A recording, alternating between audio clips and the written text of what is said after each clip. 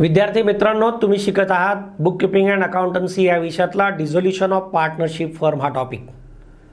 सातत्याने गेले काही लेक्चर्स, काही दिवस आपण या टॉपिकची theoretical framework, accounting treatment, opening of ledger accounts, closure of ledger accounts हे सगळं पाहतोय, सराव करतोय. त्या सगळ्या ट्रीटमेंटचं ॲक्च्युअली प्रॅक्टिस करून आपण त्याचं इम्प्लिमेंटेशन कसं होतं, ॲप्लिकेशन अकाउंटिंग ट्रीटमेंटचं आपल्याला अकाउंट्सला कसं देता येतं ह्याचा आपण सराव करतो आहे. गेले काही दिवसात आपण बरेचसेच प्रॉब्लेम सोडवलेले आहेत आणि आज आपण प्रॉब्लेम या ठिकाणी सोडवत आहोत. Practice problem number 14. Practice problem number 14 आपण इथं सोडवतो आहे. हा प्रॅक्टिस प्रॉब्लेम 14 जो आहे तो तुमच्या समोर स्क्रीनवर आहे आणि तुमच्या हातामध्ये असलेल्या वर्कबुकमध्ये, प्रॅक्टिस बुकमध्ये देखील हा प्रॉब्लेम प्रिंट केलेला आहे. काय प्रॉब्लेममध्ये माहिती दिली आहे पाहूयात. चला. Following is the balance sheet of messrs Rane, Kane, Mane as on 31 March 2019. There are 3 partners, Rane, Mane, काने. आणि 31 मार्च 2019ची बॅलन्स शीट आपल्या समोर स्क्रीनवरती आहे. On liability side capital account of Rane is showing capital balance 10,000. Kane's account showing balance 6,000. Creditors are there of ₹80,000. Rane's loan account is there 20,000. Asset साईडला विद्यार्थी मित्रांनो furniture account is showing balance 6,000. Debtors 40,000. Stock 48,000. Cash balance is also there 2,000. And capital account of Mane is showing debit balance. That's why it appears on the asset side. Mane नावाचा जो partner आहे त्याचा debit balance आहे म्हणून तो balance शीटच्या ॲसेटला दिसतोय ₹20,000. Due to the inability to pay the creditors the firm is dissolved. Creditors ही थर्ड पार्टी जी आहे जिचा बॅलन्स 80,000 आहे हे पे करू शकत नाही पार्टनरशिप फर्म. म्हणून काय झालंय, पार्टनरशिप फर्मचं डिझोल्युशन करायचं ठरलं आहे. जेव्हा थर्ड पार्टीचा क्लेम आपण टोटली सेटल करू शकत नाही तेव्हा पार्टनर्स इन्सॉल्वंट झालेले असतात, हे लक्षात घ्यायचं आहे. आणि या इन्सॉल्वन्सीला काय झालंय पहा. Firm is dissolved. Kane and Mane cannot pay anything. Kane and Mane म्हणजे सेकंड आणि थर्ड पार्टनर जे आहेत त्यांनी इन्सॉल्वन्सी नंतर पार्टनरशिप फर्ममध्ये काहीही आणलेलं नाही, ते पैसे आणू शकले नाहीत. Rane can contribute only 3,000 from his private estate. Rane नावाचा जो पार्टनर आहे त्यानं त्याच्या प्रायव्हेट इस्टेटमधून इन्सॉल्वन्सीला ₹3,000 कॉन्ट्रीब्यूट केलेले आहेत, तेवढीच कॅश बिझनेसमध्ये आणली आहे. Stock release 30,000. Debtors release 32,000 and furniture is sold for 2,000.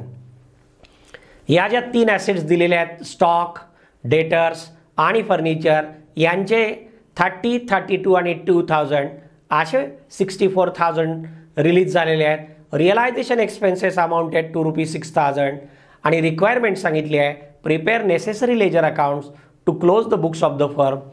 विद्यार्थी मित्रांनो, या प्रॉब्लेमचं थोडंसं डिस्कशन करतो. या प्रॉब्लेममध्ये ऑल पार्टनर इन्सॉल्वन्सी आहे, त्यामुळे जी थर्ड पार्टी लायबिलिटी होल्डर एकमेवच आहे क्रेडिटर्स, ते काही रिअलायझेशनला ट्रान्सफर होणार नाही.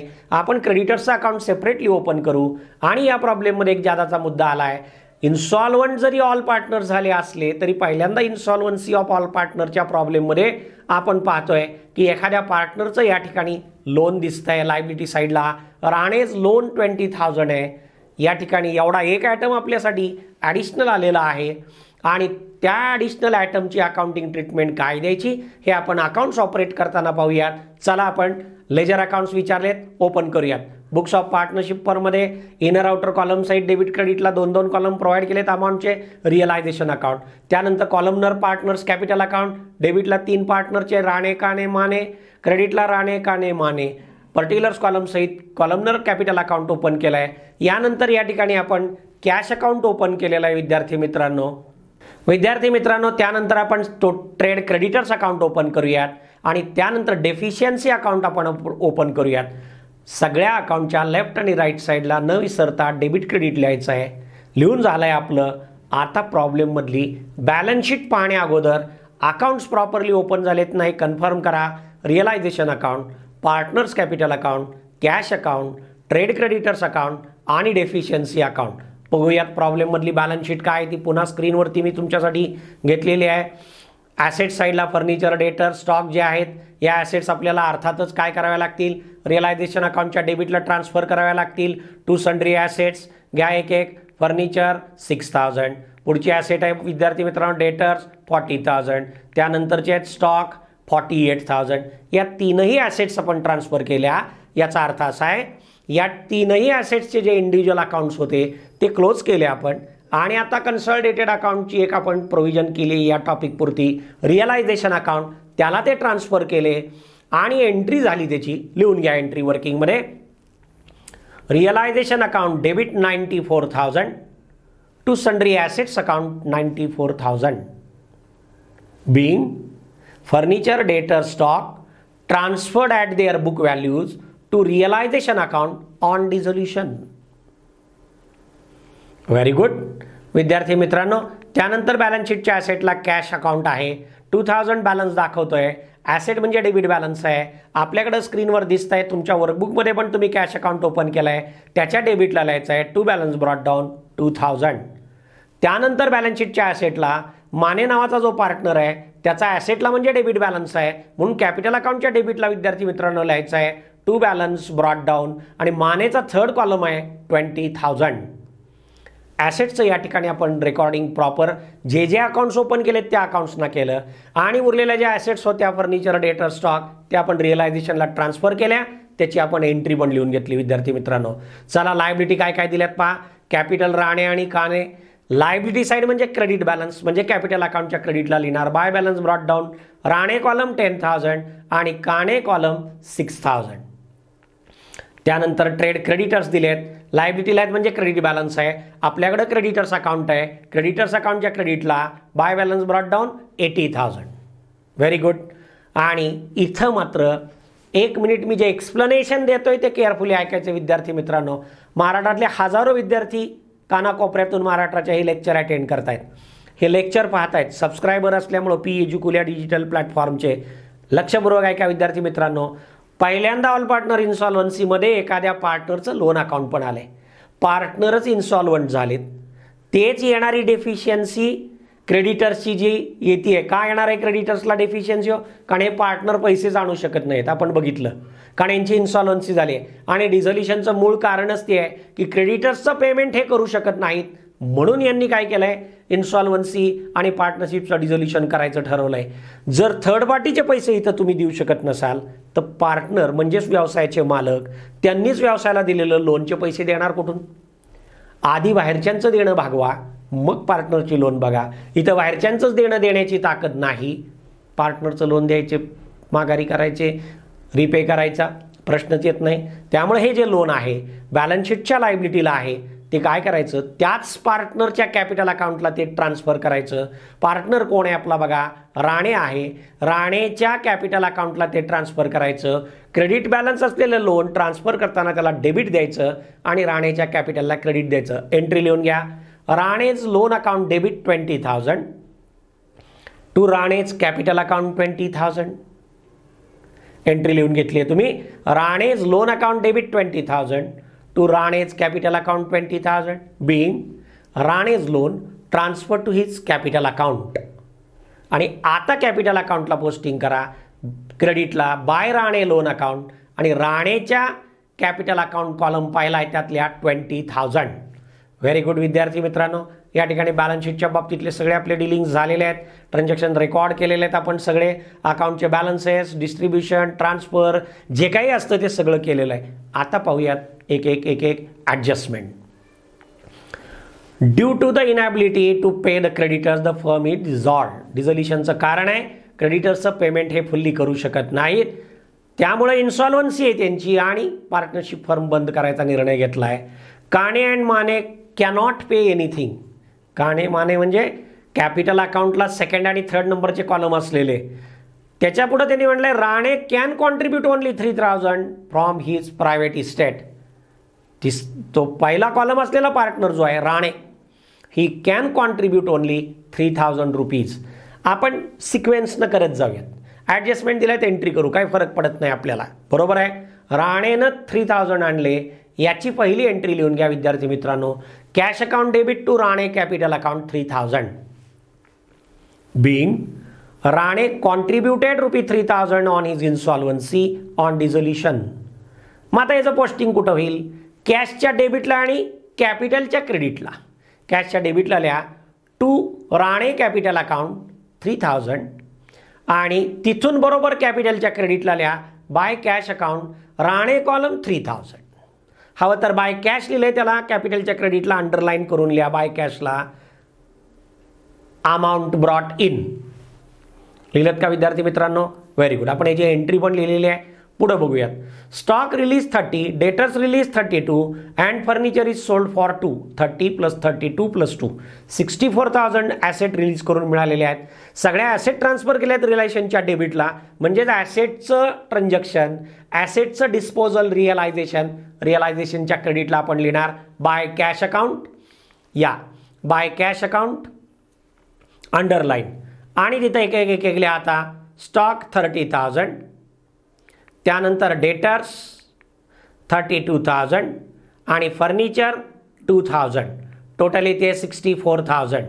रिअलायझेशनच्या क्रेडिटला आपण लिहिलं बाय कॅश अकाउंट, म्हणजेच कॅशच्या डेबिटला लिहाल टू रिअलायझेशन अकाउंट 64,000. लिहिलं बरोबर? Very good. विद्यार्थी मित्रांनो, या ठिकाणी आपण रिअलायझेशन ऑफ ॲसेट 64,000, रिअलायझेशनच्या क्रेडिटला बाय कॅश लिहिलंय आणि कॅशच्या डेबिटला टू रिअलायझेशन लिहिलंय. पण एंट्री लिहून घ्या. Cash account debit 64,000 to realisation account 64,000 being stock, debtors and furniture released on dissolution. Being stock, debtors and furniture released on dissolution. Very good. विद्यार्थी मित्रांनो, या ठिकाणी आपली 4 नंबरची ॲडजस्टमेंट झाली. आता 5 नंबरला काय म्हणले? Realisation expenses amounted to ₹6,000. Entry लिहून घ्यायची पहिल्यांदा. Realisation account debit to cash account, रिलायन्सच्या डेबिटला टू कॅश आणि कॅशच्या क्रेडिटला बाय रिलेशन लिहिणार आहे आपण. एंट्री लिहून घ्या. Realisation account debit 6,000 to cash account 6,000 being realisation expenses paid on dissolution. चला पोस्टिंग करूयात. रिअलायझेशनच्या डेबिटला घ्या टू कॅश अकाउंट ब्रॅकेटमध्ये रिअलायझेशन एक्सपेन्सेस 6,000 आणि तिथून कॅश अकाउंटच्या क्रेडिटला by realisation account 6,000. Very good. या ठिकाणी दिलेल्या ॲडजस्टमेंट सगळ्या आपण 1 बाय 1 सॉल्व केल्यात, त्याचे अकाउंटिंग ट्रीटमेंट दिलेत, एंट्रीज केल्यात, पोस्टिंग केलं आहे. आता काय करूयात विद्यार्थी मित्रांनो? या ठिकाणी रिअलायझेशन अकाउंट क्लोज करूया. 94 + 6,000, टोटल येते 1 लाख. क्रेडिटला फक्त 64,000 आहेत. 1 लाखमधून 64 मायनस केले तर विद्यार्थी मित्रांनो बॅलन्स येतो 36,000 आणि हा लॉस आहे, रिअलायझेशन लॉस आहे. क्रेडिटला या ठिकाणी डिफरन्स येणार आहे 36,000. पण विद्यार्थी मित्रांनो, हा प्रॉब्लेम जो आहे स्क्रीनवर जरी दिसत नसला तरी तुमच्या हातात वर्कबुकमध्ये प्रॉब्लेम आहे. त्यात ह्या राणे, माने आणि काणे हे 3 पार्टनर आहेत, त्यांचा PSRच सांगितलेला नाही आहे. जेव्हा पार्टनरशिप ॲक्ट काय म्हणतो? Whenever PSR is not specifically mentioned in the problem, partners shared equally. Partner काय करतात? इक्वली शेअर करतात. मग तिघ आहेत म्हणजे 1/3, 1/3, 1/3 म्हणजेच 1:1:1. बाय आपण आता हा रिअलायझेशन अकाउंटच्या क्रेडिटला 36,000 जो आहे त्याचं डिस्ट्रीब्युशन करणार आहे आपण आणि तिघांना करायचं आहे 1/3, 1/3, 1/3. विद्यार्थी मित्रांनो, यांचा PSR या ठिकाणी किती आहे? 1:1:1. हा 1:1:1 मध्ये राणे, काणे आणि माने या तिघांना आपल्याला हा रिअलायझेशन लॉस डिस्ट्रीब्यूट केला पाहिजे. राणे 36,000 × 1/3 12,000, त्यानंतर काणे 36,000 × 1/3 12,000 आणि त्यानंतर माने 36,000 × 1/3 12,000. म्हणजे रिअलायझेशनच्या क्रेडिटला तिघ येणार आणि कॅपिटलला डेबिट येणार. बरोबर आहे? 12,000 12,000 12,000. रिलायन्सच्या क्रेडिटला लिहिलं by Rane, by Kane, by Mane. कॅपिटलच्या डेबिटला लिहिलं टू रिअलायझेशन अकाउंट. अंडरलाईन करा, ब्रॅकेटमध्ये लिहा लॉस 1:1:1. Very good. विद्यार्थी मित्रांनो, आपण रिअलायझेशन लॉसचं डिस्ट्रीब्युशन केलंय. रिअलायझेशन अकाउंटच्या क्रेडिटला आणि कॅपिटलच्या डेबिटला एंट्री लिहून घ्या. Rane capital account debit 12,000, Kane capital account debit 12,000, Mane capital account debit 12,000 to realization account 36,000, being realization loss distributed equally on dissolution. विद्यार्थी मित्रांनो, या ठिकाणी बघा तुमचं इथपर्यंत रेकॉर्डिंग झालेलं आहे, प्रॉब्लेम इथपर्यंत आलेला आहे. आता काय करूयात, आता यांची पोझिशन काय आहे ती पहिली चेक करा. कॅश अकाउंटच्या डेबिटला 2 + 64 + 3 आहेत, म्हणजे या ठिकाणी तुमच्याकडे 69,000 टोटल कॅश आहे. त्यातनं तुम्ही 6,000 रिअलायझेशन एक्सपेन्सेस पे केले, तसं कॅश अकाउंटच्या क्रेडिटला 6,000 दिसत आहेत. म्हणजे तुमच्याकडे बॅलन्स राहतो फक्त 63,000. तेवढे 63,000 तुम्ही काय करता, क्रेडिटर्सला पे करू शकता, बरोबर आहे. पण क्रेडिटर्सचा क्लेम किती आहे विद्यार्थी मित्रांनो, 80,000 आहे. 80तले 63 देऊ शकणार आहेत, हरकत नाही. आपण ते पेमेंट करण्याआधी एक वर्किंग नोट आपल्याला लिहून घ्यायची आहे. With a cash balance first we have settled outsiders claim and then if any balance left we will divide among partners. बरोबर आहे, हा रूल आहे. त्या अवेलेबल कॅशमधनं तुम्ही काय करणार आहे, पहिल्यांदा क्रेडिटरचं पेमेंट करणार आहे आणि त्यांचं पेमेंट होऊन जर काही उरलं तर पार्टनरला देऊ. ते कोण राहण्याचं लोन वगैरे आहे, कॅपिटल बॅलन्स. पण इथं क्रेडिटरचे पैसे देऊ शकत नाही, ते आपल्याला प्रायमा फेसिया दिसतंय, कारण त्यांच्याकडे बॅलन्स फक्त किती आहे हो, 63,000 आहे. आणि तो बाय ट्रेड क्रेडिटर 63,000, क्रेडिटरच्या डेबिटला टू कॅश अकाउंट 63,000 पेमेंट केलं. Very good. विद्यार्थी मित्रांनो, आपल्याकडे जी कॅश 63,000 होती त्याचं पेमेंट आपण ट्रेड क्रेडिटर्सला केलं, त्याची एंट्री लिहून घेऊयात. Trade creditors account debit 63,000 to cash account 63,000, being available cash paid to creditors as final settlement on dissolution, being available cash paid to creditors as final settlement on dissolution. त्यांचा claim आहे 80,000 आणि त्यांना देत आहे फक्त 63,000. याचा अर्थ त्यांच्या अकाउंटला आता काय पैसे देत नाही, त्यामुळे जी डेफिशियन्सी त्यांना बेअर करावी लागते यांच्या इन्सॉल्वन्सीमुळं ती दिसणार आहे. आणि या ठिकाणी आपण क्रेडिटर्स अकाउंटची पहिल्यांदा टोटल करून घेऊयात. आता 80,000 डेबिटला बरोबर 17,000 डिफरन्स दिसणार आहे, तो डेफिशियन्सीला ट्रान्सफर करूयात. विद्यार्थी मित्रांनो, या ठिकाणी लक्षात घ्या, ट्रेड क्रेडिटर्स अकाउंटची टोटल येते 80,000 दोन्हीकडे लिहा 80,000. म्हणजे काय होतं आहे, डेबिटला डिफरन्स येतो आहे 17,000, तो डेफिशियन्सी अकाउंटला ट्रान्सफर करा. क्रेडिटरच्या डेबिटला लिहा टू डेफिशियन्सी अकाउंट, अंडरलाईन करा, ब्रॅकेटमध्ये लिहा बॅलन्स ट्रान्सफर्ड 17,000. मग क्रेडिटरच्या डेबिटला लिहिलं टू डेफिशियन्सी, म्हणजे डेफिशियन्सीच्या क्रेडिटला लिहा बाय ट्रेड क्रेडिटर्स 17,000. आलं का बरोबर? Very good. विद्यार्थी मित्रांनो, या ठिकाणी काय झालेलं आहे, क्रेडिटर्सचं पेमेंट झालं आहे. आता कॅपिटल अकाउंट आपण काय करूयात, एक एक क्लोज करूयात. तो राणे जो आहे त्याचा बॅलन्स आहे कॅपिटलचा 10,000, लोन त्याच्या नावावर होतं ते ट्रान्सफर करून आलं 20,000 आणि इन्सॉल्वन्सीला तो प्रायव्हेट इस्टेटमधनं आणू शकला 3,000. अशी टोटल आहे त्याची 33,000. ती दोन्हीकडे लिहून घेऊयात कॅपिटल अकाउंटच्या 33. डेबिटला फक्त रिअलायझेशन लॉस त्याचा 12,000 येतोय. खरं तर त्याचं स्वतःचं कॅपिटल पॉझिटिव्ह दिसतंय, पण या ठिकाणी इन्सॉल्वन्सी डिक्लेअर झाली आहे, त्यामुळे त्याच्याही कॅपिटल अकाउंटला 33 - 12 केला आहे. क्रेडिट बॅलन्स असून सुद्धा आपल्याला तो डेफिशियन्सीला ट्रान्सफर करावा लागणार आहे. लक्षात घ्या, टू डेफिशियन्सी 21,000. टू डेफिशियन्सीला अंडरलाईन करून ब्रॅकेटमध्ये लिहा बॅलन्स ट्रान्सफर्ड.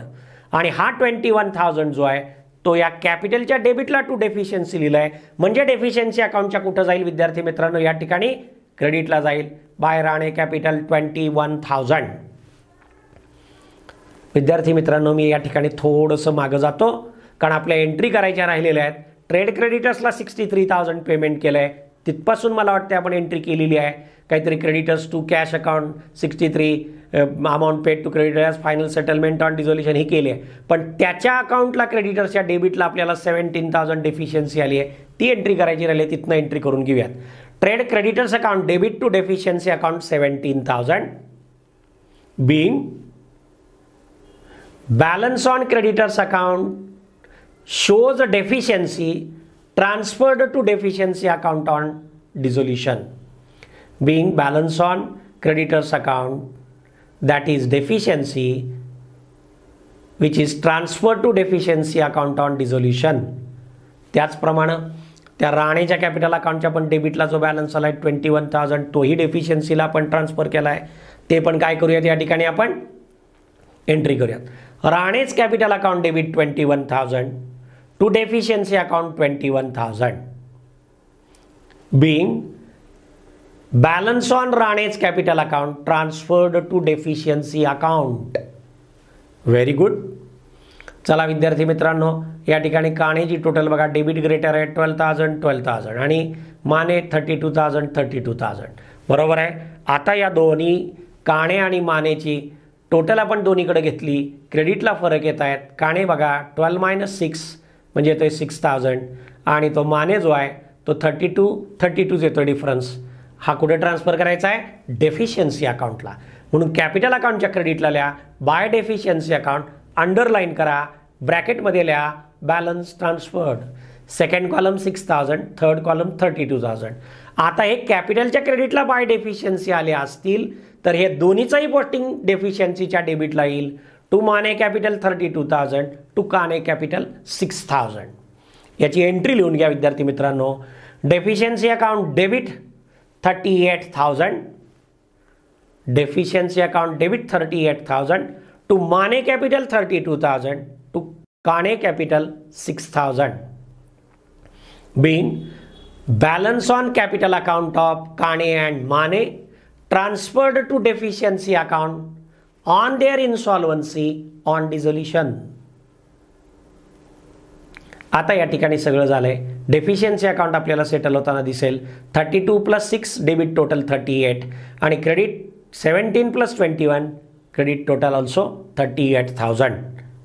विद्यार्थी मित्रांनो, या ठिकाणी ऑल पार्टनर इन्सॉल्वन्सी सलग आपण काही प्रॉब्लेम सोडवलेत. आता accounting treatment, journal entries, closure of accounts, डेफिशियन्सीला बॅलन्स थर्ड पार्टीचा कसा जातो, कॅपिटलचे बॅलन्सेस रिकव्हरी नंतर उरलेले डेफिशियन्सीला कसे जातात, त्याच्या अकाउंटिंग एंट्रीज काय होतात हे तुम्हाला चांगलं समजलं असेल. या ठिकाणी आपला हा प्रॉब्लेम झालेला आहे. पुढच्या लेक्चरला अर्थातच पुढचा प्रॉब्लेम.